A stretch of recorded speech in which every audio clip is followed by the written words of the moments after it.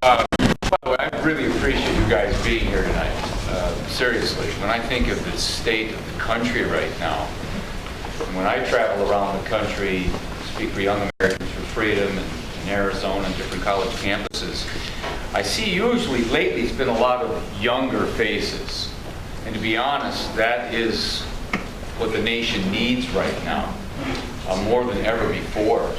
I mean, when you think of it, when George Washington gave his last speech, he spoke about the importance of the youth of the country understanding what he called the science of republicanism. And we know that wasn't a political party, that was a political philosophy of limited government. And we're living in a day and age where the words of Mussolini come to my mind. Where Mussolini, as you know, the friend of Adolf Hitler, used to love to say in his speeches, "Tutto nello Stato, nulla contro lo Stato." And in Italian it means everything for the state, nothing against the state. And I really believe that we're in a state right now where the state or the government is destroying the things that our founders sacrificed for, and that many of our grandfathers, fathers sacrificed for in World War II or Korea or in other adventures across in their lifetime. By the way, I have to take a quick little aside. You guys know about Michael Moore, the infamous Michael Moore, the movie maker Michael Moore. But when I came here tonight, you guys all know about him, right? This guy, you know, they say he makes documentaries. I call them schlockumentaries. Really, they're an absolute perversion of reality and truth. He's a left-wing statist. He's a hypocrite because he makes millions of dollars by selling his goods that are nothing but a perversion of reality. Well, I was asked if this could be filmed. I normally don't have a problem with that, but the last time I spoke with you guys, in front of you guys, maybe not the last time, maybe the 2 times before, do you remember there was a film crew here? It wasn't here, it's a building, I forgot where it was, but it was a huge... All right, remember that film crew that was there? So it's about a year later. The assistant of Michael Moore, her name is Tia Lesson, right? Well, she lied to me that particular day when she was there filming us, right, and saying that we're just doing kind of a PBS documentary about, you know, the Tea Party, the grassroots movement in America. We all should have known better, right? Because about a year later, I have a student of mine who's a film student at University of Milwaukee saying, "Dr. J, you're in a film. You're in a film called Citizen Coke." Right? What it was, the whole thing was on Citizen Coke and how we are nothing but a bunch of right-wing nut job fanatics. Well, in it, they've got me in there for 1 minute while I say to my student, "Did I look good?" You know? And she goes, "No, you looked really bad." Now, I didn't know if she meant physically or whatever. So she had said that you were on there for a minute, and there was a part in that particular talk when I spoke to you guys where I spoke about Herbert Marcuse and Karl Marx and a bunch of Jewish atheists who actually rejected their Judaism, hated the Judeo-Christian worldview, and hated the Christian foundation of our nation. Well, they took my words out of context, and then they said Dr. Jacobs, this anti-Semite from Appleton, Wisconsin. Okay? Now, about 6 months later, I get a call from a guy from Boston who says, "Dr. Jacobs," yeah, he goes, "You know you're in a film, let me finish. Citizen Coke." Sure enough. And he says, "They have you looking like an anti-Semite, a Jew hater." Now, guys, what class did you take of mine 20 years ago? The Holocaust. I have taught the Holocaust for 20 years. I've lived in Israel. My master's is in Judeo-Christianity. I speak some Hebrew. I lived in Israel. I already said that. I mean, I have a love for Israel. It's unbelievable. And here they're calling me an anti-Semite. Now look, I can take that kind of stuff. But I guess we all know this is the nature of the political enemies that are in this nation. They lie, they obfuscate, they deny, they twist the truth, and they twist history over and over again. I mean, I've been teaching for so many years at the high school and college level, and it absolutely makes me sick inside when I see what's been presented to our youth. So when Washington spoke about our youth understanding our republic and republic science, he understood that, they call that posterity, that from one generation to the next, that generation would understand the sacrifices given, and the genius of our constitutional federal republic that they gave us. But we're losing that. We're losing that as statism, along with the elite media, along with many powers that be, are in collusion together to deny veritas, the Latin term for truth, the logo for Harvard, the logo for Yale, the logo for Lawrence University, that really this is a battle over truth. And we see it every single day. And so many of us are, I don't know about you, but I am sick inside. Just before I came here, I had the news. I'm watching the news, and I couldn't believe, and I'm driving my wife nuts because I flip the channels. Probably some of you guys do. I'm going NBC, CBS, I'm going all over. She goes, Jay, can't you stay at one? I wanted to hear how they were going to present tonight with the whole thing with Obamacare and premiums going up, and how they were going to present Donald Trump's views on Obamacare and things related, and about the WikiLeaks, and oh my God, if it wasn't the stolen WikiLeaks, and it was a minor point in the news. And the major lead, of course, was this horrible candidate that's the candidate for the Republican Party. And guys, we're all used to this. We've been used to this for any of us who've been on the Christian, conservative, limited government side. We've recognized this is the nature of the beast. And it gets frustrating as time goes on. Now look, that's not new though. None of this is new. When people say, oh my God, this is the worst election in the history of America, they really don't know their history. Many of you know, if we go back into time, if we go back, so for example, if we go back to the time frame of that spirit of 1776, when you had John Adams from Massachusetts, working with Thomas Jefferson from Virginia, a short guy with a tall guy, working together, southern state, northern state, and they were fighting against the tyranny of a parliament that was not properly representing them, and a king who was a statist in that sense, who was controlling the life and liberty that our colonies had experienced and felt for many, many years. And you know the story. We won that revolution. We created that Articles of Confederation that were weak. So the founders weren't anarchists. Nobody here is an anarchist. I hope not. We're not so foolish as to believe you don't need some form of government.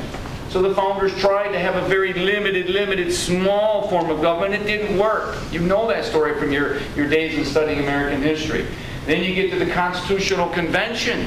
And they were fighting like mad dogs, right? It was a hot summer, 1787. They boarded up the doors, and they were fighting back and forth over how much government to have. Enough to protect, but not too much to hurt. Because as they looked down the corridors of the history in Western civilization, what did they see? It was a constant, continued battle for you and I to be left alone, to be free. James Otis, who was a lawyer, a Boston lawyer, a very dear friend of John Adams. Remember the famous statement that he used to say over and over again, a man's home is his castle. Our castle has been invaded in 1,000 different ways, and more so than ever before. Now, if you look at, how many guys have seen the movie Braveheart? Braveheart, right? We love the movie Braveheart because it's really a story about a man just desiring to be left alone in his castle, his thatched roof castle, and the king egregiously, and the king's lords and barons and the corrupt judges are controlling the Scottish people. And so you see this continually. Those ideas from Scotland and England were part of the freedom DNA of our founders. And so when they established this 1787, 1789 constitutional federal republic, they understood, as you guys understand, but the left does not understand, that Article 1 of the Constitution is about 27 enumerated powers. Not 2,700, not 27,000, but 27 limited powers for Congress. But Congress was supposed to be the big wielder of the power because it was a nation that believed in the rule of law, constitutional law. And so we see this battle, this struggle going on. In fact, what's very interesting, by the way, when you look at John Adams, who was the voice of the Declaration, and Thomas Jefferson, who was the pen of the Declaration of Independence. Now fast forward. John is the vice president, who becomes president. Thomas was the Secretary of State, and what was Adams and Jefferson doing? I'm seeing you shaking your head, like, going like this, like, yeah. They were fighting each other. over the size of government. Even the great John Adams, the cousin of Sam Adams, was sitting there, and they were upset because the government even back then had gotten too big. And so you know the two parties that were going on there. You had the Federalists and the Anti-Federalists, otherwise called the Republicans. So this was a political battle for how much government to have. That election of 1800, by the way, I'd highly recommend an excellent book called Adams versus Jefferson, The Tumultuous Election of 1800. Now stop and think of it. In the election of 1800, you have a Federalist who has put Republicans in prison for daring to critique the President of the United States, John Adams. John Adams was insecure. The man who was so secure in 1776, when he got the power of president, used it to incarcerate, to put Republican newspaper editors into prison. I mean, and Adams, people called Thomas Jefferson an atheist, a pagan, a philanderer, an adulterer, you name it. It was really ugly. And of course, John Adams was a short, pudgy, toothless, fat little bugger, and the newspapers were ugly, back and forth on this. Long story short, Thomas Jefferson wins. The world was watching our republic. They laughed that our founders somehow had this vision that we could actually have a republic and keep a republic of a limited nature. And of course, Jefferson won, and there was no coup d'etat. John Adams didn't grab the army and go kill Thomas Jefferson. That was an amazing feat. Now you go throughout the history, the early 1800s, and the nation is expanding, social mobility, economic opportunity. The nation is growing and exploding with prosperity and freedom and freedom and freedom, except we had that horrible thing, that thing that was in the back of our heart, so to speak, or our back, the knife in our back, was slavery.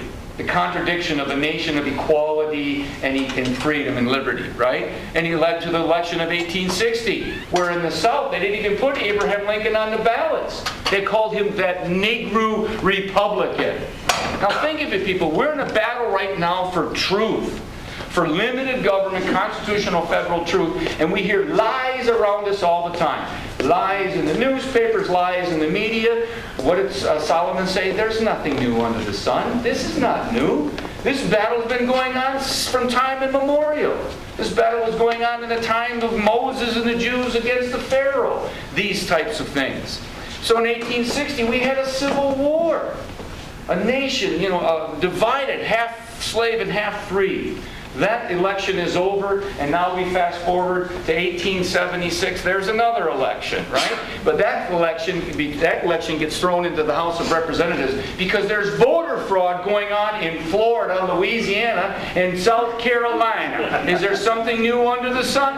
No. Voter fraud because the Democrat Jim Crow people are stuffing the ballot boxes with Democratic votes. They're taking the KKK with their guns, and they're saying, don't you come here and vote Republican. You know that history, that election of 1876. And in fact, the compromise was, the Southern says, okay, when it went through the House, we'll let you have those 20 electoral votes. You can have the Republican haze. But you Republicans, you federal government, you get the hell out of the South. And they left. And what flourished in the South, as we know? Slavery. Jim Crow, but it really was a form of slavery. Economic and social slavery in the South for a long, long time. And you could go through the history of all the different contentious things in American elections. There's nothing new under the sun. Hey, Mr. Murphy, I just saw you back there. 1884. Tonight, where's the World Series being played? Cleveland, right? Cleveland? Well, Grover Cleveland, a Democrat. By the way, if you go back into the newspapers in 1884 during that election, the Republicans, by the way, they're not always pure, driven, and perfect, right? They attacked Grover Cleveland as that big, fat adulterer dude. And you had cartoons where you saw the little baby looking at Cleveland going, Papa, Papa, are you my Papa, right? The Republicans loved it, like, we're nailing this guy, right? Cleveland was a pretty interesting character, by the way. They said he was a man of integrity in many, many ways. He didn't want to get down and dirty. Long story short, Cleveland wins. My point once again is, guys, if we look at a lot of these elections, they have been ugly, dirty, nasty, and a lot of lying and deception going on. Now let's go into the year 1912. Progressivism has locked its ugly horns into the nation's flesh in many, many ways. You got Eugene Debs. Remember Eugene Debs? That was Bernie Sanders' hero. Yeah. See, people don't know this about old feeling the burn Bernie. If you go back into the 1970s, when he was a mayor of, what was it, Burlington or whatever, he did this documentary about the great Eugene Debs. Now, if you study Eugene Debs, as I mentioned in my second book, Mobocracy, I talk in there about how Eugene Debs' hero was Vladimir Lenin. But most of our youth, most American college kids, they want their debt paid off. They don't want to know about Vladimir Lenin and Eugene Debs and the socialist call for more state, more government, more rules, more regulations, more taxes or whatever. They ignored all that. You want to get your students into that world. They look at you like you're crazy when you tell them this stuff. But in that election of 1912, you have the progressive Teddy Roosevelt, right? The Bull Moose Party. You have the progressive Woodrow Wilson, and you've got Eugene. You didn't have much to choose from. You had a socialist and two progressives. They say that's probably one of the worst years because in that election, because the following year, 1913, gave us two big things that were still with us today. What did they give us? Does anybody recall? The Federal Reserve. The Federal Reserve, founded on Jekyll Island, right, in secrecy. And what else? The IRS. The Internal Revenue Service, it wasn't called that back then, right? But the federal income tax, the progressive federal income tax. The more we make, the more they take. And Woodrow Wilson promised it'll only be between 1% and 3%, maybe 7% at the most at the high bracket, and then all of a sudden World War I kicks in and it goes up to 77%. Right? And they said it would only affect those meany, greeny, evil 1%. They talked even that way back then. That had to do with the socialist, communist kind of paradigm of the evil rich oppressing the great poor, the bourgeoisie or whatever. So you see that kind of thing going on in 1912, giving us not only the Federal Reserve and the federal income tax, but the elections of senators directly. Because progressivism had that tendency, instead of having it controlled by state legislatures in that time frame. So now we've been dickering with the marginal tax rate, the progressive marginal tax rate, all over the place for the last, how many years is that? I don't know, 80 years. I've raised the rate, I've lowered the rate, and it's like, you got to be kidding me. And then the Internal Revenue Service comes into our homes. They want to know a lot about our lives, what we spend and how much we make. And then when the Census Bureau comes along, they ask us what our ethnic identification is, right? They get real specific. And my wife gets mad at me every time that happens because she goes, Jake, you didn't put anything on there. I go, yeah. And then a lot of people put on there, it's none of your business. I'm an American, that's all that matters. Really, they want to know so much about us, and it is really none of their business. So you got the election of 1912, and that gives us the explosion of progressivism. And then 1932. I love this one. 1932. Franklin Delano Roosevelt ran as a small government, balanced the budget Democrat in 1932. I am not making this up. I am not making this up. Not the other day, would have been last year, I'm walking by a colleague's room and I hear her talking about the laissez-faire, indifferent Herbert Hoover, who wasn't involved enough with the government, didn't spend enough money, and was really kind of a typical Republican, laissez-faire, don't have any government involvement with business, right? Nothing could be further from the truth. This is the myth that's been taught in our high schools and colleges for probably 60 years. There's so much misinformation out there, disinformation out there. It's driven me nuts for the last 30 years of my career. Every time I look at the textbook, I'm going, you got a partial truth there, but you forgot about that. So when FDR is running, he's talking about that horrible Hoover who is spending money like crazy. In fact, he was called a socialist by his vice president. There's Franklin Delano Roosevelt. And he gives a speech in Pittsburgh this month. In fact, it might have been right around this day. And in that speech, he lists all the horrible things that Herbert Hoover is doing. the spending of this, the government bureaucracy there. And if you elect me, I will cut spending. And if you elect me, I will shrink the size of government. And if you elect me, and of course later on when he gets into office, and within the first 100 days, he went, oh my God, this guy has exploded the federal government, and spending went through the roof. His campaign manager said something to the effect of, well, we had to lie. That's what you do in politics. You lie to get the power. Now think of this. The 19th, by the way, a good book to confirm what I'm talking about is called New Deal, Raw Deal. New Deal, Raw Deal by Bert Folsom from Hillsdale College. I've had an opportunity to speak with him a number of times, and his stuff is absolutely brilliant. So now you go through the FDR's New Deal, and what does he do from 33 to 1939? He spends money like a drunken sailor. I shouldn't even say that because I love sailors, right? Like a drunk. And my dad was a sailor in World War II.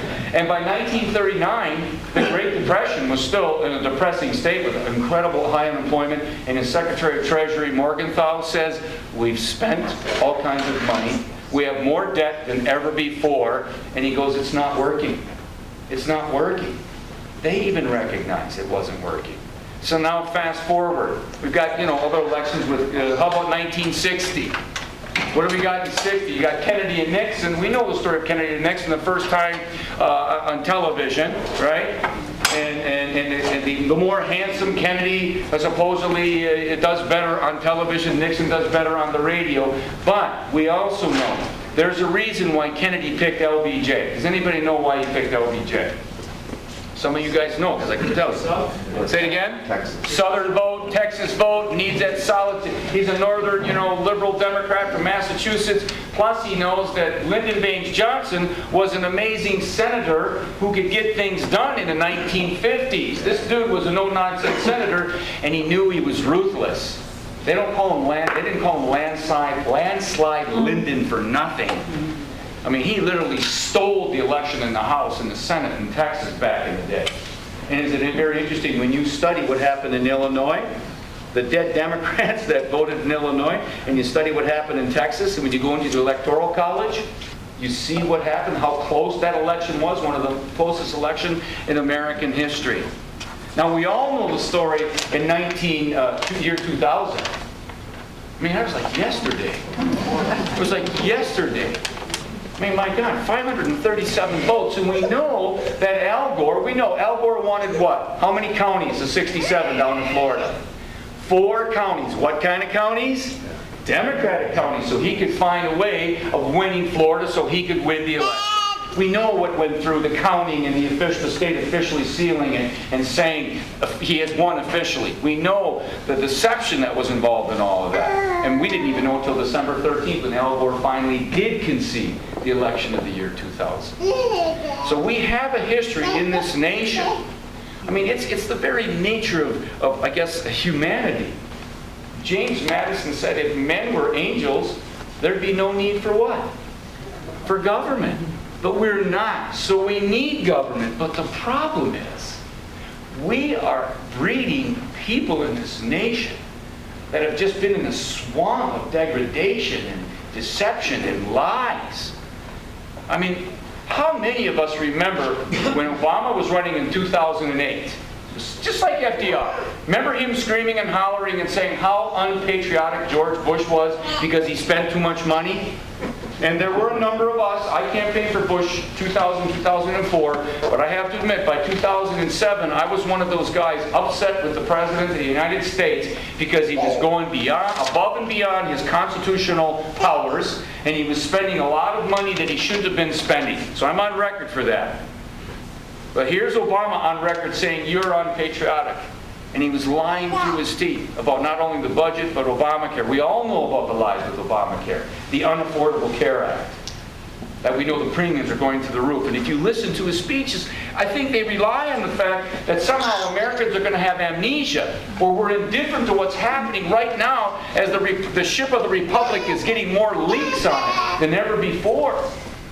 He talked about the premiums going down and keeping the doctor and keeping our health care plan. And did anybody here, did you come with me when Congressman Kagan was talking about Obamacare? Was anybody with me? My poor son thought I was going to have a heart attack. Yeah, at the community center in Appleton, right? I said, Joe, you want to come down and watch somebody lie through their teeth from the moment we're in that place? And there we were saying, you guys even know what's in the plan? Have you studied the plan? Well, Jake, he was my allergy doctor, so we were a first name basis. How do you guys know? Right? They even knew back then, guys, it was a farce. It was a scam. And they knew they had to get it through quickly because they feared this right here. Because we were as mad as hell when we realized what had happened.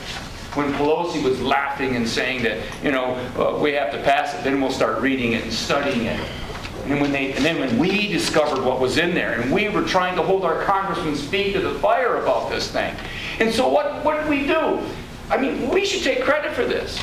Two businessmen, Reed Ribble and Ron Johnson in our particular area, who had ever heard of them before, besides those of us who knew them maybe on a personal basis. All of a sudden, across the country was a counter-revolution to the lies that were out there. Do you remember when Nancy Pelosi called us a bunch of brown shirts?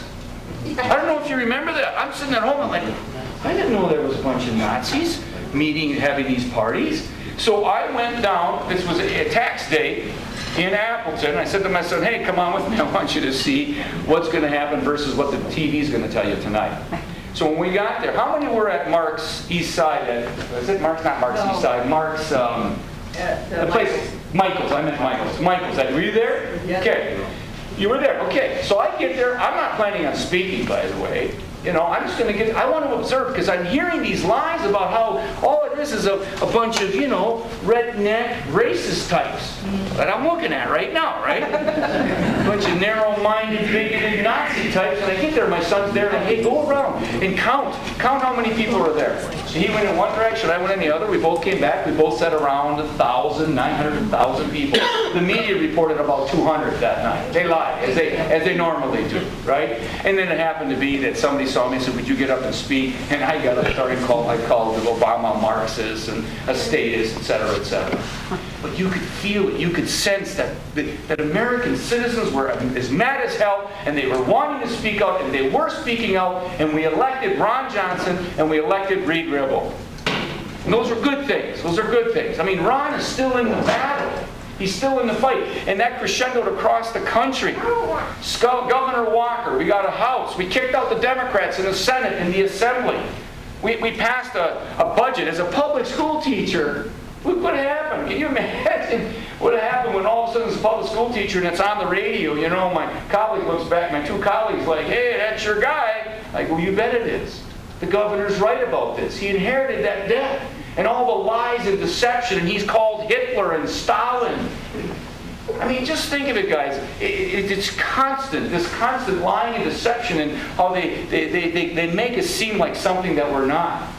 And whether it be at tea parties in Tucson or Phoenix or Santa Barbara or in Pittsburgh or in Detroit or Lansing or Janesville or wherever many of you guys have been, it's been the same thing I've seen. It's just Americans like you and I. We are just simply concerned. We feel that our country is going to hell in a handbasket. We see our freedoms and our liberties diminished as time goes on. And then we're characterized and we're labeled as a bunch of racists, we're intolerant, as we see the moral structure, the cultural structure of the nation get worse and worse and worse. To be honest, sometimes it's really, really tough to keep on going. It really is. By the way, with all due respect, if I spoke in front of senior citizens, gray hair, all the time, I wouldn't make it. I wouldn't make it. Because we're all in the same boat together. We're on the tail end of this thing, right? But when you think of it, when Jefferson gave that speech and he spoke to the crowd about the youth, that's why I love getting in front of the youth, because they give me hope. So when I'm with Young Americans for Freedom, and these are high school or college kids from around the country, and they're from all over, and they're getting it, it gives me some hope, because to be honest, sometimes don't you guys feel like, oh my God, what's happening to my country? Is there any hope anymore? And that concerns me so much. Now, I have a couple of things here. This is the Statue of Liberty. A student of mine bought that for me when she was out in New York, and you can tell the arm is broken. Now, I had the privilege, the honor of being able to speak before Dinesh D'Souza, who, you've seen the movie Hillary's America, right? And say it again. I saw Dinesh D'Souza. He spoke at Lawrence University some years ago. Oh, see, this is the first time I met him, so it was fun. So I brought this along as a visual, right? So I put it in my suitcase, and then when I pulled it out when I got home, the arm was broken, right? I was kind of bummed, but then I realized the symbolism of the arm. Because I would argue that the arm of Lady Liberty is broken in this nation. Now, Thursday is the 130th anniversary of the commemoration of the Statue of Liberty in 1886. This, they call this the light of the world, right? And Reagan gave a speech 30 years ago in 1986 on the 3rd of July. And with this behind him, he talked about this, that we are the keepers of the flame of liberty.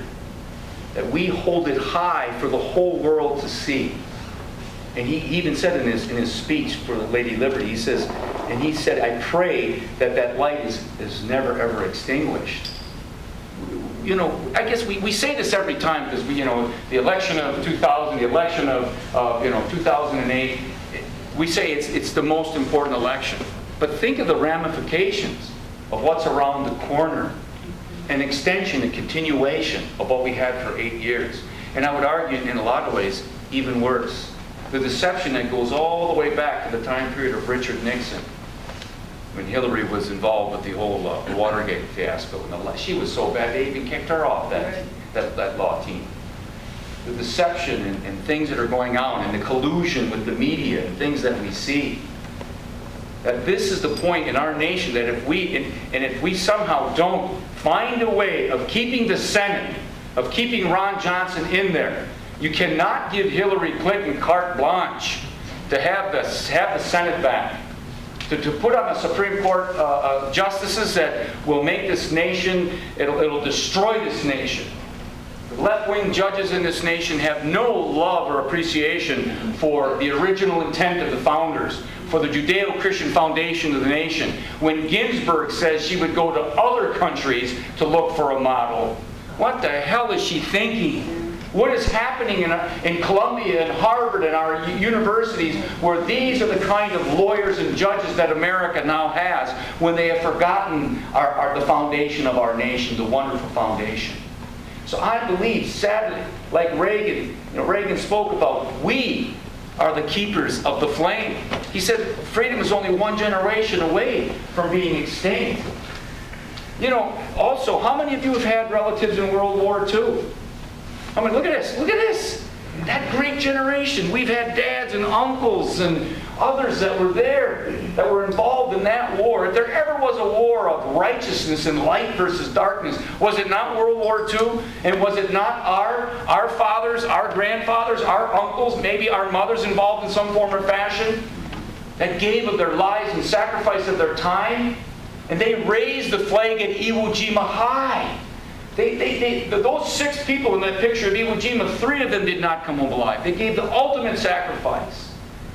And we need to recognize and somehow convey that to our youth and to convey that to our neighbors and people around us.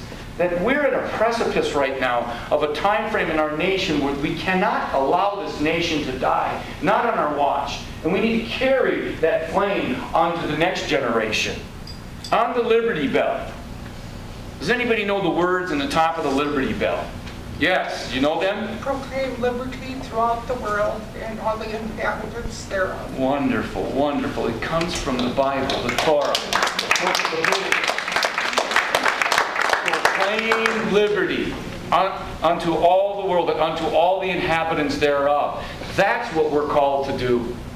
We have a constitutional federal republic of a limited government nature Article 1, enumerated powers for Congress. Article 2, executive powers that also are of a limited nature. And Article 3, a judiciary that is not supposed to be doing the things that our Supreme Court has been doing for far too many years in this nation.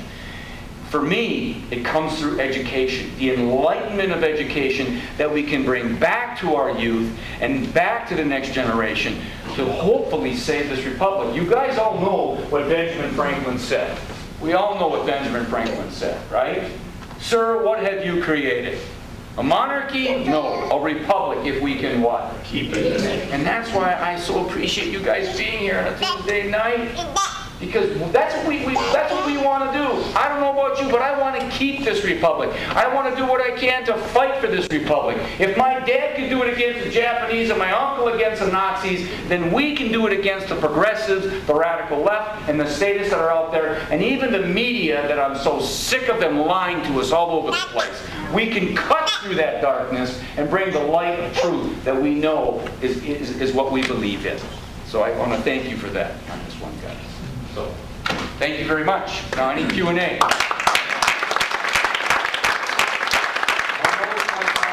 Half an hour. I could go on forever, so I had to stop there. So, yeah.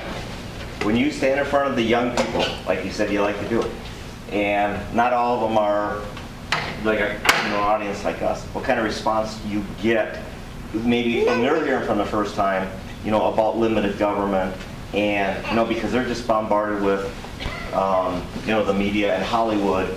So how much skepticism do you get, or what kind of response do you get? It all depends. When I speak at the Reagan Ranch, or Young Americans for Freedom, they already come, almost all of them already come with a pretty good presuppositional worldview. They already understand the basics of the founders. They've already been put in the direction of limited government. They just want to hear from the Dinesh D'Souza's, the Ben Shapiro's, and Ron Johnson has been there, and many others that want to come and, reinforce the values that are usually put there by their parents. A lot of them are homeschoolers, or they're at Christian schools, or they're at private schools. There are some public school kids. But those kids, they can see what's going on, the manipulation, the propaganda. Guys, have you ever looked at American high school textbooks? If you ever saw, when I started teaching at Winneconne back in the 80s, and I saw, Ronald Reagan looked like a Satan in there. FDR was like a god, and Reagan was like the devil. And the sin of omission and things that they ignore, and it was something else. There was no Rush Limbaugh back then. When Rush came on, I was like, oh my God, there's somebody out there. Hillsdale College, I was with Hillsdale way back then, because it was like a voice in the wilderness. There wasn't a lot around in the culture, in the media. At least now, if you know where you're going, you can go to good sources, as long as you can corroborate and verify them. And so what I try to do is direct these students to what I call PC versus HC. Political correctness versus historical context. Context destroys PC. At least if you're going to be honest about things. You take them back to the original and see what the founders meant, or see what Roosevelt said here, or see what Obama said there. And remember, people love to have collective amnesia. They don't want to believe that Obama lied and lied and lied and lied and lied. And by the way, when Bush had that debt at 10.6 trillion, right? He took it from 6 to 10. It's too much as far as I'm concerned. What did Obama take it to? Even if it's going to be 20, it's going to be close to 20. It's almost double. And then they give you all this Keynesian bullshit about the necessity to have to spend all that money to save the country. That's a bunch of hogwash. Yes. All it was a way for them to have more power to expand and grow the state. This is really a battle of statism versus freedom. Big government versus limited government, a restrained government. Mark Levin talks about this stuff all the time. Many of you guys have read his material. So, at where I teach now, it's a mixed bag, because, if you have a class that the kids are required to take, you've got a whole different creature versus kids that want to hear what you have to say. But I am able to get into some of their hearts and minds. By the way, the school I teach at is the school that Ron Johnson's kid went to. It's also where Tony Blando used to be the superintendent. And Ron has done many wonderful things for the school. Like you said, Lourdes Academy. I'm not welcome in public schools in Wisconsin anymore, as you can imagine. I'm defending the governor, so I've been blessed to be at Lourdes Academy. So, yeah. Yeah. Jake, speaking of education, can you tell us where you think the Department of Education is going, future, if Hillary is elected versus if Oh my God. Trump is elected? Look at that. What's the, maybe get in this crazy mandate about the transgender rights, etc. Well, I'm just going to go to Target and go to the bathroom there. You know, I mean, guys, if you would have told me when I was in either Bible college or seminary or undergraduate school that this is what we would be asking or talking about, when we live in a day and age where the president says that racism is in our DNA. Because you're white folk, it's in our DNA. That when a black officer kills a black criminal, it's because of white privilege. I would have said, you're crazy. I thought we dealt with a lot of this stuff. Now, when you talk about education, we all know that Ronald Reagan had said he was going to end the Department of Education. What happens, and I think Ron could attest to this, and maybe Dave to a certain degree, more so in D.C., I would imagine, than Madison. But and plus you have a majority down there. Well, you talk to Glenn Grothman, he'll tell you this. Oh my God, the monster is worse than we thought it was. The administrative state, the bureaucracy, remember that administrative state, the progressives, they always said, look, we don't like the Constitution. The Constitution is too slow. I mean, come on, they put chains on the president. Woodrow Wilson wanted an executive that was big and powerful and could work around the Constitution. So when Barack Obama has a non-treaty treaty with the Iranian government who hates Israel and yells out death to America and death to Israel, and he knows that according to the rule book it has to go through the Senate, what does he do? It's a non-treaty treaty, works around the Constitution. And the same thing, it's within education. I mean, that department is not going to shrink. That department is going to explode under Hillary Clinton. There is no doubt about it. Common Core will be the cousin that goes right with it. Remember, it's in culture. It's in culture. It's in culture. And in the radicals, whether it's the progressives or the socialists or the Marxists, they understood that if we can't get them with the barrel of a gun, we're going to get them in the classroom or we're going to get them in the churches. And we're going to infiltrate that way. And we'll wear down. That's what political correctness is. Political correctness is a form of cultural coercion upon the people, where people are afraid to actually speak out an alternative viewpoint because they're going to be labeled as intolerant, insensitive, white privileged people. It's absolutely nuts. And Reagan couldn't fight that monster. When all was said and done, President Reagan, who many of us adore, he screwed up too. He made mistakes. His amnesty thing to me was a big mistake back then. But he could not deal with it because he figured, look, I'll deal with lowering that marginal tax rate and I'll deal with the Cold War. And I think in those two areas he did a wonderful job.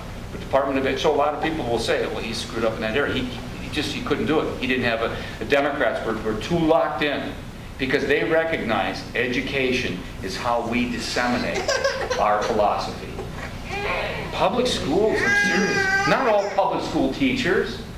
But public schools, I mean, they really are the creature that is feeding this monster in so many ways. So when I do come across some young folk that get it, they keep me going. Because I got to be honest, after a while, sometimes I just say to my wife, I'm done. I'm just done. I don't want to fight this anymore.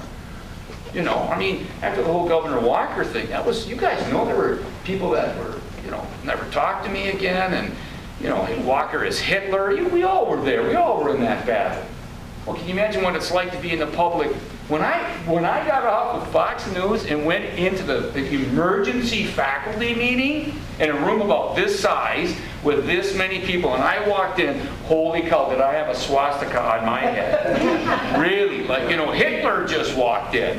And I had colleagues of mine that I'd been with for 23 years that never, ever spoke to me again.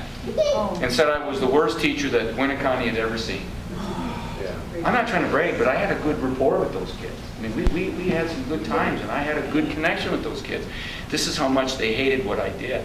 But that's just a small little thing compared to what Murphy must fight down in Madison, and a lot of you guys do in your local stuff that you do. We all have our battles, but we have, at least I'll admit, sometimes don't you get weary of it? Don't you get tired of the lies? Don't you just want to take a brick and throw it to the TV? Especially on Rachel Maddow. I do watch that stuff. I make myself watch that stuff. Any other Q&A? Yeah. I came here tonight. The guy that gave me the flyer, he said something, I don't know anything about it, which is why I'm asking you. He said something like you knew about Texas voter fraud with machines or something like that. No, I don't specifically, but maybe somebody here in the audience says, I was talking about voter fraud back in 1960, but not, does anybody know about that voter fraud? Yeah, there's so much to cover. Yeah. Just within the last few days, I got a copy of the New American, and there is an article that goes into that, if my memory serves me correctly, or rather, let me take that back. I heard it on the radio. Well, I got Hillary's disease. Was on Sorry. was on Crosstalk or the program that's on right before that on BCY stations. Is that the one that George Soros has ties with the voting machines? Yes. Yep. Now, I think it's interesting, you guys, we've got Project Veritas. We all know about Veritas. I mean, Veritas took down Mike Ellis, right? Veritas took down Mike Ellis. Very interesting. Didn't fight the way the Democrats have been. Of course, I know. Well, that's what they do. This is the nature of the beast. It proves the point. It does prove the point. But more Veritas stuff is coming out, and we that have watched it, it just makes us sick inside to know how corrupt and how devious. And we now, well, we knew this before, but it's confirmed it goes all the way up. It goes all the way up. Yes? If you go on YouTube and go and just put in the search box rigging elections, and the Project Veritas video will come up. This is one of the highest ranking Democratic operatives, behind the scenes guys in the state of Wisconsin, and he was fired afterwards. But he talks about That's Creamer, right? Bob Creamer? yeah, Kramer? no, that's no. That's Volvo? He actually worked for Kramer. He did. Yeah. You're right. So the guy talks about the fact that we can bust people in the vote, and we can bust them wherever we need to get them. Yeah. And if they crack down on that, we're going to get cars with Wisconsin license plates to get them in here, and all stuff like that. And he said, we're going to stop these effing people talking about Yes. Republicans, and you a-holes are not going to stop us. We're going to get this done. Yeah, And so he was. You should do what he said, because I don't know if you've seen the Veritas stuff. By the way, this is not new. I can remember, and maybe some of you went down with me, in the year 2000, remember we had that 6-week or 5-week gap between the election and then the Supreme Court stuff? We were going down to Madison. A lot of us of the Allegheny Republican Party. We were going down to Madison. There were reports of corruption, all kinds of corruption. There were vans full of cigarettes and booze and food stuff that was being shipped in from Ohio, and they were looking for bums and other people in Milwaukee and Madison to vote and vote and vote. This is not new. This is not new. You know, and by the way, to me, there's a way that our candidate could articulate this rigged system without the media. The media manipulates that. It's rigged, but in a way he's not articulating it properly, as far as I'm concerned. There's a way of talking about fraud and corruption that can prove the point. Even during the debate, Al Gore didn't contest the election. My God, that's the first thing he did the next day. And so did Hillary, and so did Bill, and so did Teams of lawyers. all over the place. Yeah, somebody else had a hand. Yeah. I see Saul Alinsky's ideology being successful here with regard to the idea that it's not through guns and tanks but it's through things like taking over the educational system of the children, being very, very successful. You're absolutely right. We all know Saul Alinsky. If you don't, you guys know, then yeah, the rules for radicals. Of course, who did Hillary do her research on undergrad? Yeah. Right? Saul Alinsky. And Saul's friends with the Reagan, well, not the Reagan, Kennedys. Yep. He's friends with That's right. Kennedy. And this was a ruthless, vicious Democratic operative that he really took the corruption to the next level. And in essence says, show no mercy, Machiavelli on steroids, big time. And you can see the mode of operation and what's going on right now. And the ability to be able to look at the camera, I'd fall apart. I couldn't lie that way. You know, just for Hillary, it's just beautiful. She knows how to do it. And I mean, but look, even in the media tonight, when they talked about the WikiLeaks that points up to Obama knowing about these things that's happening with Hillary, the emails, they called it the stolen emails. Right away, the media, the stolen. So the emphasis goes upon the thievery of the emails, not upon the incrimination that the emails point to. And then when Colin Powell, now he just endorsed Hillary Clinton, right? They called it the hacked WikiLeaks. See, hack, because they're going to use euphemistic language. They're going to Orwellian the language on us because that's what they do. That's what Saul Alinsky and people like him taught. And let's be honest, you guys are too nice. The darn Republicans, conservative Christians, you're just too nice. Really, you don't get ruthless enough. You know what I mean? They know how to have the image in the camera, but behind closed doors, look out. It's mean and nasty stuff. Jake, compare that to the Scott Walker emails that were leaked to the Guardian. Right. Yes. Oh, Yeah. These emails are stolen. Ours are leaked. Yes. It's just... Isn't it interesting? It's the choice. It's the choice. And I show my students this. I'll show them headlines when the AP comes out with something, and they'll have a word like the ultra-right conservatives. Or, you know, when we're talking about the left, they'll find a softer terminology. So you're absolutely right. Study the language. A lot of times I'll show headlines or we'll go in there and I'll say, did you notice how they described the Democrat? Did you notice how they described the Republican? Let's do a little research on the author of this article. Come to find out, guess who they worked for? They worked for the Democratic operative here, Democratic operative there. How can you believe Snuffleupagus? He worked for Clinton. How can you believe half these people, right? Somebody had their hand raised. Yeah. Well, one of the things that someone, and I've forgotten who on TV, brought up the point in regard to stolen, you know, and so on. The point came up, well, what about Trump? His taxes were stolen. Oh, well, we don't know that. We don't know that for sure, you know, just trying to cover I think it it's all. interesting, and none of us really know. And by the way, a lot of this stuff in the next 2 weeks, you know it's going to be thrown out there where nobody's going to have time to do any research on a lot of this stuff. It's going to dump and run. You know, a good lawyer will do that, right? Objection, overruled, but the jury's already heard it. They're going to dump and run. But now it appears to be a fact that he hasn't paid taxes for 18 years. It's a fact. They don't say allegedly or possibly now has not paid taxes for 18 years. We don't know that. I mean, federal taxes, I should say. But yeah. Okay, how about we're done. Okay, I'll take his question first. Okay, I will address it. Shark, shame on you, Shark. Yes.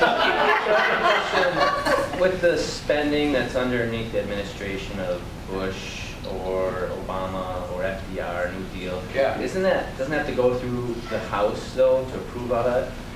That's why I get confused on who's in charge here of the spending. Here's the problem: is theoretically the purse strings are controlled by Article 1, Section 8 of the Constitution.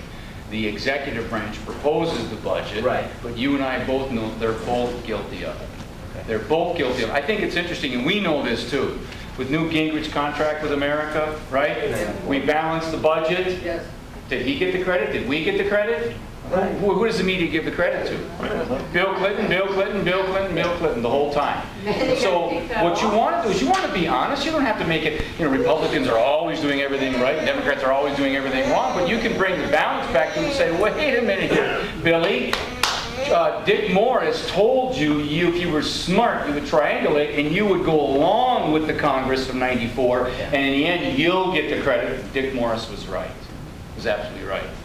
Now to your question about Donald Trump. I'm going to get myself in trouble. Okay. I have to... What was your question? The question was what, Char? I just wanted him to comment on Donald Trump, his views. My views on Trump. Okay. Yep, it is. I wrote a year and a half ago, I just got done reading a couple of phenomenal books on Abraham Lincoln. So those of you who are really Trump guys, bear with me, but I had wrote that I felt that Donald Trump was not the statesman the country needed. So we had 17 people to choose from, okay? So I was more along the lines of, well, Governor Walker, that was my bias from the get-go. All right, and I love Scott and Dave, you probably have seen him all the time, and I love Scott, but just didn't have the pizzazz. And part of that, it was with the camera. He's a rock star for us, and when we saw him there, we all were going, oh man, it just didn't work, all right? Then I was kind of, okay, I like Cruz because Cruz has got some cojones that nobody has, and he's smart. I mean, when you think of this Harvard Law graduate and the argument for the Supreme Court, that's a mind that I was really attracted to, etc. Rubio, to a certain degree, I thought, now I'm thinking in practical terms too. The look in front of the camera, the Latino vote, the ability to maybe find a more diplomatic way of challenging Hillary. So that's where I was. And I had friends of mine, Dr. Schweikart, some of you may know, Patriots History of the United States. He was talking about Trump was going to win the primaries. And I said, Larry, I think you're nuts. He predicted that back in August of 15. And I'm like, you got to be kidding me. When I was writing, not so much against Trump, but saying we can do better than this from my perspective. So it's a tough call for me, guys. I have struggled with this. Has anybody else struggled with this? I mean, every time I get asked this question, I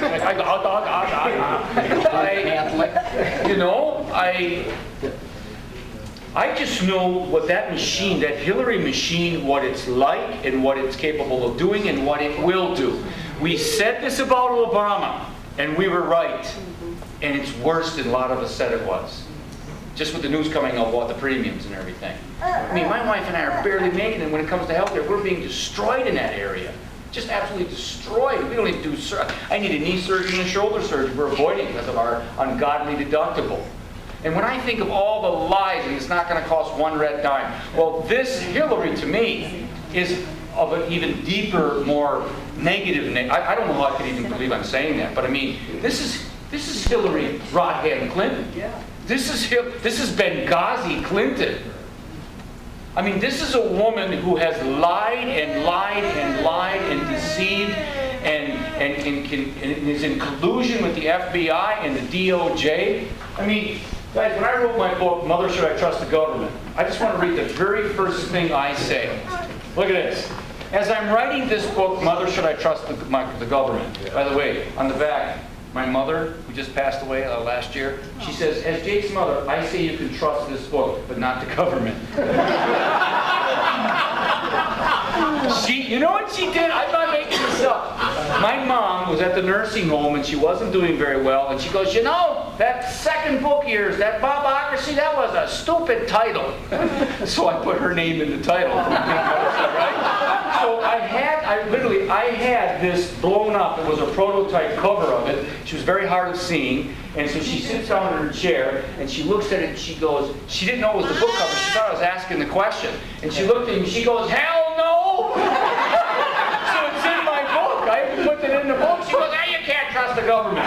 But this is, by the way, my daughter says, my mother says this book is the best. You should buy it. So I got my daughter, it's all about women. Then I have Abigail Adams. Abigail Adams says, do not put such unlimited power into the hands of husbands. Remember, all men would be tyrants if they could. And then this is what Jake Jacobs says. Unlike anarchists, America's founders realistically concluded that since men were not angels, government comprised of men must be limited, checked, balanced, separated, Republican, and watched like a hawk forever. right? Forever. But in the first paragraph, I put, this is 2014, as I'm writing my new book, Mother Should I Trust the Government, during the summer of 2014, the news has been inundated with stories about the federal government's scandals, cover-ups, deception, hypocrisy, duplicity, and just plain old-fashioned government corruption. From the VA, DOJ, IRS, NSA, EPA, DOE, DOT. I'm not kidding, guys, right? I feel like it's FDR's, alphabet soup, We find the concerns of our founding fathers like Thomas Jefferson, Patrick Henry, George Mason, Samuel Adams, and many others about the inevitable corruption of a central, national, federal government has prophetically come to fruition. And that's my point, and it's worse now, and it's worse.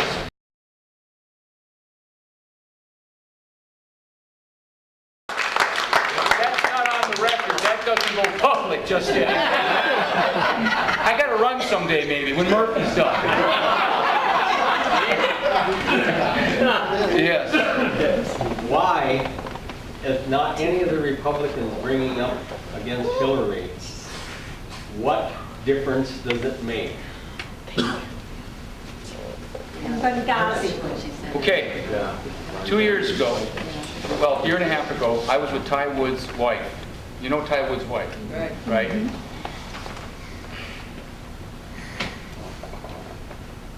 When she got up and spoke, she yelled out to the audience, Hillary, it makes a hell of a difference. It makes, in the crowd, 1,000 people, it makes a hell of a difference. Why aren't they using it? I don't know. I thought we would use it over and over again. I thought the movie 13 Hours, I thought a lot of this stuff would make a difference. I thought it would make a difference. And it's not, that's the frustrating part. We have truth. We have the deception on one side, we've got truth on our side. And we're not, in some cases we deliver it, but when you have a culture, when you have a media that finds a way to circumvent or to obfuscate or go around or go under or go through or ignore, what do? Are they scared of her? Oh, who's scared of her? Everybody's scared of Hillary, what she can do. I think they're accomplices in the crime. Because this is a worldview clash is what this is. Look, they go to these journalist schools, and almost all your journalist professors in schools are left-wing. So they're going to reinforce their left-wing worldview. Their bigger government, progressive, circumvent the Constitution worldview. That's what a lot of this is. Journalists don't have an objective agenda. They have a subjective agenda to achieve their agenda, which is progressivism, more progressivism, not less progressivism. So when we do get a reporter, or we do get somebody on television that actually is intellectually honest and actually going for the objective truth, we're all going, oh my God, this is wonderful. But it's so seldom. We don't find it that much anymore. Yeah. Oh wait, there was somebody else here before. Yeah. I'm sorry. I'm not quite sure how to. We're always in a spiritual warfare. The nation's founding was predicated upon that understanding. The first thing that our founders did on September 6th of 1774, when the Continental Congress got together, they got on their knees and they prayed. George Washington, Samuel Adams, John Adams, George Mason. Now that's not taught in our schools, by the way. It's taught in my classroom. It's been taught in the college, at Lakeland College, right? They allowed me to do that because they're a Christian college, right? But that's not taught. In fact, I don't know how many times I had to go to the art. Dr. Jacobs, are you teaching about Christianity and the founding? Yes, sir. Why would you do that? Because those are the facts of the nation.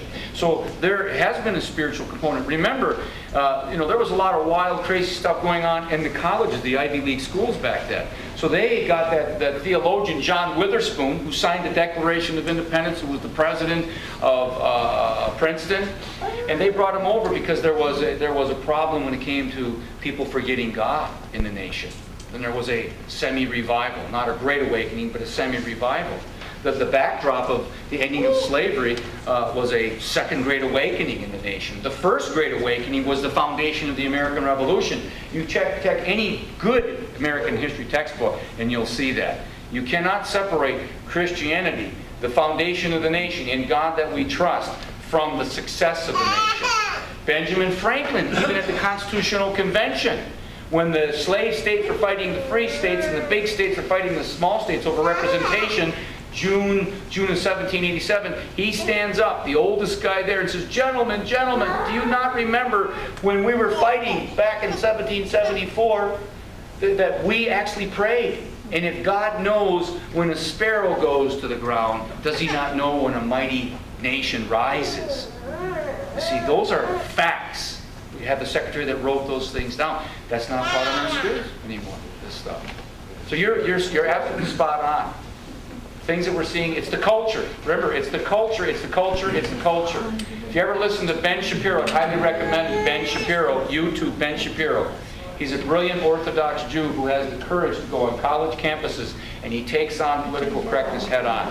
And he says this all the time. It's the culture. The churches having the willingness to speak forth into the culture. And then in the culture, people, Christians speaking into the culture, the values that have made this republic great. Look, real quick, and I'll say, I was teaching a class at Lourdes Academy for a CAP class, which is a college class. And the professor at University of Wisconsin-Oshkosh, he didn't like me from the get-go because somebody sent a YouTube of me speaking at a rally. So he realized who I was. So I was on probation. So immediately he scrutinized my, my syllabus for the college class. It was American government. And he told me that I could not call the founding fathers founding fathers. He told me they ain't my daddy, as if to say my ancestors weren't there. Well, guess what? My pipere, my grandfather's from Canada, and I got a great-great-grandfather from Ireland, and you know what? They weren't there in 1776, but what I told them was, I was there. I was there in the spirit of freedom, the DNA of freedom. Our founding fathers is in us. They're calling upon us to raise that flag of righteousness, to raise the flame of liberty. It's a spiritual DNA. Do you follow me? So I told him that. And then he said, and Dr. Jacobs, or Jake, you shouldn't call this a republic under God. And he goes, you know this is a secular nation. You recognize that, and you shouldn't say that. And I said to him, sir, I will go to my grave. The very last day I speak to my students, it will always be under God, in God we trust. And then I just sent him all kinds of primary evidence, George Washington, all the stuff I just said, saying, here's the facts. I will teach the facts. But that's that mindset. He learned that at UW-Madison. And now he perpetuates that at UW-Oshkosh. Set of lungs there. Yes. Okay, back to Benghazi for a moment. Yesterday, as I was going through a pile of things on my late husband's desk, I found an envelope that was opened, but the bumper sticker was still there from Judicial Watch. And it says, 4 Americans died and Hillary lied. Man, I grabbed that. I said, thank you, Raj. I grabbed that and I put that on my car yesterday, and it's out here today. And I wish I'd had it months ago, running all over the place. But so that's number 1. Okay. Number 2, when I was teaching at Hortonville, I snuck a lot of religion in appropriate places in my English classes and literature. Is that Linda? Yes. Oh my God, my hero! Yes! Linda, when I was in high school, you were my hero. Yes, I'm sorry, Linda, I didn't recognize you. That's okay. Okay. And third. Linda was in grade school. I'm sorry. I still remember the stripe and everything. Yes, okay. All right. 69. Okay, all right. Okay, and then quickly, what I've been telling people in regards to Trump since the convention, the state convention, which was the weirdest state Republican convention I've ever been to, when nobody except Fitzgerald was talking about Trump from the podium. And friends of mine and I were talking to other people around. But anyway, what I've been telling them is this, and I wish I could have said it to the convention. The Bible tells us that God has used unlikely people many times as instruments of His good, of His plan. And I ask the question, so why not Trump? Right. Another point from the Bible, speaking of unlikely people. In the genealogy of our Lord Jesus Christ, the genealogy, Where are you going? uh-huh, Harlots? we have, yes, a prostitute, and we are not talking Mary Magdalene. We are talking of Rahab, Yep. living in the walls of Jerusalem and helping, yeah. So Jericho. So helping them, and like I say, in the genealogy of the Son of God himself, a prostitute.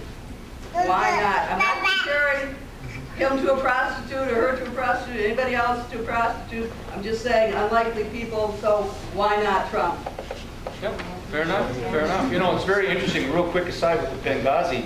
I remember the day before 9/11, when this happened, I said to my students, if I was president, I would have every embassy in the Middle East reinforced with a large number, and the kids are looking at me like, geez, you're kind of taking this serious. I'm like, no, I'm serious because, as you know, the militant Muslims, the radical Islam, they used that anniversary. This goes all the way back to European history when they had the Battle of Vienna on 9/11.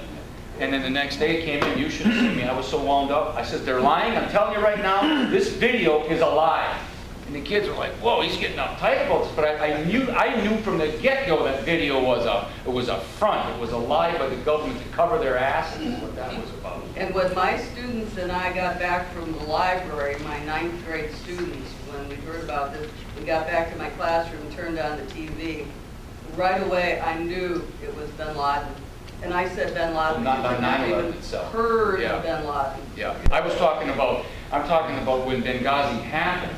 Oh, I'm sorry. As I'm saying, I was talking about reinforcing the embassies, and then when the video, remember the lie about the video came out? Yeah. You could see right through that it was a lie from the federal government. And we know, if you talk to Aaron Klein, the author who's written books, his Israeli background, he worked with the Mossad, he was right away, he says to me, Jake, there's a connection with Libya that people do not recognize, and with Syria that people do not recognize, and they're covering up for what went on in Syria and with Libya.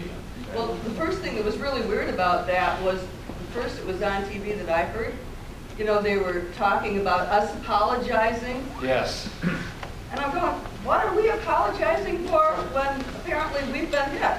I don't get it, you know? Because supposedly some idiot wasn't politically correct and attacked the Prophet Muhammad, right? Remember that whole story? We saw right through it right back then. Well, what I want to know is, what about the guy who supposedly made that video? Is he still rotting in jail someplace? Was it found in Florida? I don't know. Does anybody know what was California? What was California? I thought it was Florida. Yes, he Okay. probably is.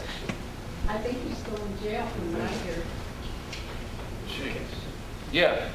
Jake, you've done a great job giving us a lot of facts, and fortunately we've got a bunch of political parties around here locally that do the same thing. They all consider themselves education organizations.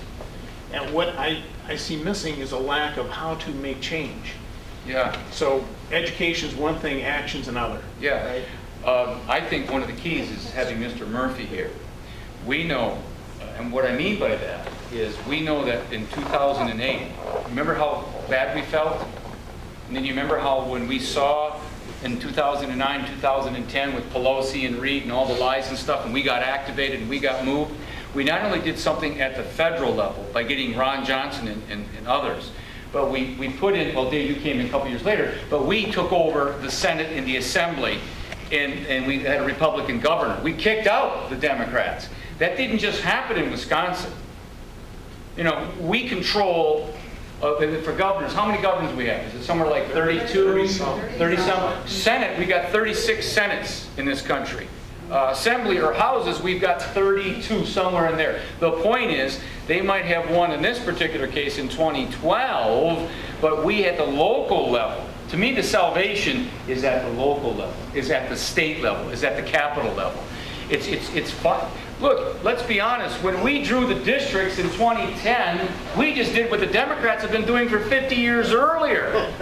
And so, Rachel Maddow's going, oh, those Republicans, they're gerrymandering. Well, who gerrymandered to control so many state legislators and federal, the Democrats controlling the federal government so many years?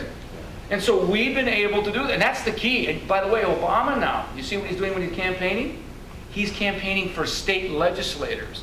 They're picky. They're learning from the Republicans on how to go and get back state legislatures. But that's the key, is getting involved. I'm not saying not only federally, but What about now? What about the next 2 weeks? I mean, we're talking, you're knocking on You don't doors. have a you're magic making wand for this? phone calls. You're talking to the neighbor that's maybe on the fence. Of course, my neighbor lady who has the fence, she's Obama and Hillary all the way, so that ain't happening. Yeah. So, yeah. It's the swing states that make the difference. It is the swing states. I mean, you're talking Florida, North Carolina, Ohio. What else we got? Pennsylvania, it used to be, but I don't know anymore. And if you know people there, maybe it's a matter of making phone calls, or if you know that a few bucks might help in that particular area, it might make a difference.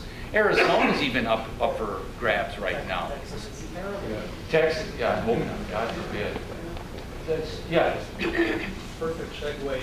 My question was what you were just commenting on the state senates and governorships. Article 5, for comments on that. Oh, gee. The last time I went with this, I had a couple people walk out.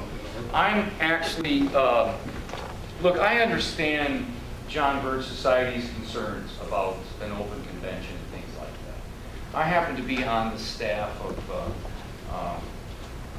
for Article 5, where I'm one of those that believes that, like Ronald Reagan and Thomas Jefferson, that if we could find a valid way, a constitutional way of balancing the budget, except for in times of war or national emergencies, I'd much rather have that. But with that being said, who the heck even believes in law anymore? I mean, They're not following our Constitution. they're not following it now. That's the frustrating part. If I could do it, if Reagan could have done it, Jefferson regrets that they never did it back in those days because he hated debt like a passion. But I just, at this particular point, it could be a can of worms. I don't know enough to know. I know my passion to know that, look, if we're at 20 trillion, Bernie would have gotten it. Can you imagine that? But Hillary, it's going to be 30 before we know it. And our children are going to be laden with that debt slavery. What are we going to do? How are we going to stop this? This debt ceiling, this bizarre notion. I mean, come on, and even the Republicans are guilty of that. They keep on raising and raising. It's just, it's foolery. It's ridiculous. Yeah. The Liberty Amendments, Mark Levin, you mentioned. Yes, Levin is an advocate. Excellent book. Yeah, it is. And I don't agree with the concern either about a runaway convention when you have the number of states that we have and the fact that it takes 3/4 of them still to pass it. You're talking a hugely impossible, almost impossible task to pass something this way. Yeah. And the thought that it would just run away seems... Look, I don't believe it's going to run away, but I just don't believe that the nation, that there are enough. Look at, when you have Charles Sykes' book, The Nation of Moochers, right? Many of you know about. When we have a nation right now that has, a lot of our problem is not just Hillary or Obama or the federal government. A lot of our problem is we the people. We the people are to me just as guilty. And they've been dumbed down and they've been desensitized to the corruption and things that are going on. And there's this unfortunate large segment that's getting a lot from the redistribution scheme that we have right now. So therefore, I don't even see anything like that ever passing, to be honest. I wish it could, but I don't see this movement, the nation's going in the other direction. I'm agreeing with you, and I know that you and I have had differences on that one than others, but Jake, we yeah. have time for one more. One more, okay, yeah. Brief comment, as long as we got back to talking about national debt. When you were talking about it before, I was just simply going to comment that illustrious Alexander Hamilton, or infamous as some of us call him, he made remarks at the time that one of the first things the new federal government should do would be to incur a national debt, because that would give them a cause to have more authority than what just their limited powers were. And the greater the debt, the greater the authority, then they would have greater control over the currency and the monies of the people through adopting a central bank platform. and increase the debt still further and gain yet more authority. And Jefferson came absolutely unhinged at that He point. did, you're absolutely right. I call him in my book, I call Alexander Hamilton a fino, a federalist in name only. So, now, I've had other scholars say I've come down too hard on him, but when I studied Hamilton, I'm not saying that he wasn't a genius, didn't have some good ideas, We but I thought things should have happened 20 years but I do have some problems with him. But that's a quite difficult topic. So I guess we're done? Yes. Yeah.